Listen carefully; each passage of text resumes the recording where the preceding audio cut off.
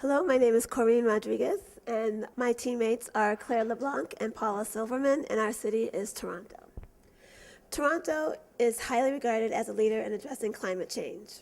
This can be attributed to a high degree of adaptive capacity driven by former Mayor David Miller's mandate, strong support of the City Council, significant buy-in of local stakeholders. The city has mainstreamed a wide array of mitigation policies and mechanisms as a result, making it a very sustainable and livable city. According to the 2006 census, there were 2.5 million inhabitants. And these inhabitants occupied the population density was roughly 3,972 people per kilometer squared.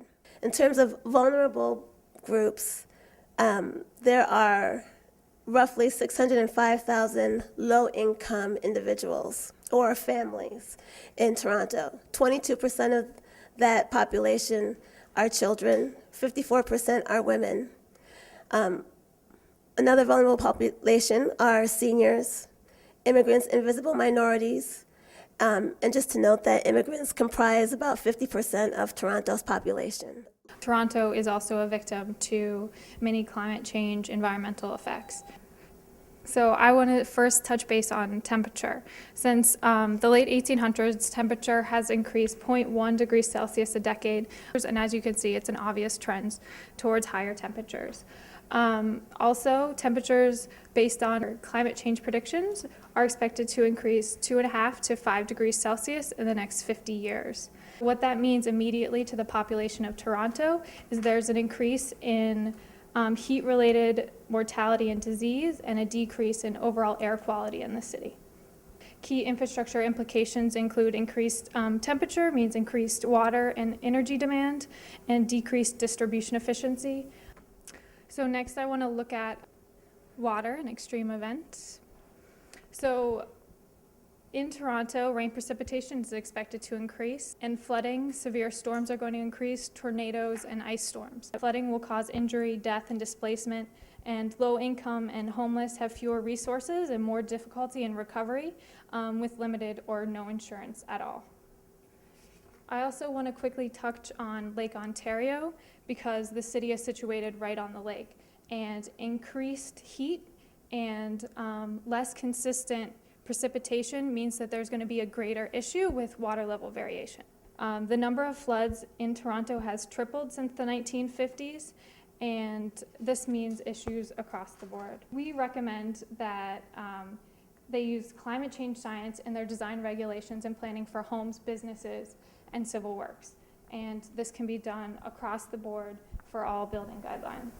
Transportation in Toronto is also highly affected by increased heat waves, floods, and extreme weather events. And in particular, the physical infrastructure is quite at risk.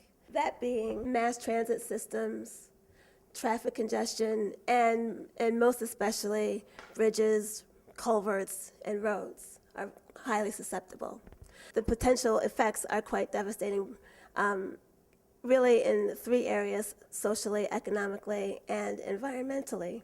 Toronto air quality is linked to about 1,000 early deaths, and you can sort of tie that into the traffic congestion. There are approximately 5,500 hospitalizations per year as well. And it loses about $81 million in productivity every year due to these effects. So mitigation measures alone do not address these critical vulnerabilities. They need to work a little more on developing adaptation mechanisms to deal with the aging and vulnerable infrastructure. One mechanism might be to create a transportation infrastructure plan, master plan. And the way that this might work is to create a consortium of not just municipal stakeholders, but also regional and potentially provincial stakeholders, and use their expertise to create a master plan for the regular maintenance and design of transportation infrastructure. Although Toronto is a leader in renewable energy innovation and technology, They still rely on some non-renewable sources for their fuel, including coal, although that's going to be phased out by 2014. And the primary source of energy is actually natural gas, which is also non-renewable. So this is an area where we thought we could make some changes. Toronto has been piloting the use of cogeneration. They can serve as the power source as opposed to a diesel fuel generator, and they can also contribute to the energy grid. So our recommendation is to begin looking at highly densely populated areas where there are vulnerable populations, and that might include also hospitals where, in the event of a power outage, a generator would not last as long as something like a cogenerator. Toronto, they're a great innovator, and we think that they could go even farther in their sustainability and also reap economic benefits by developing sustainable business district in their downtown.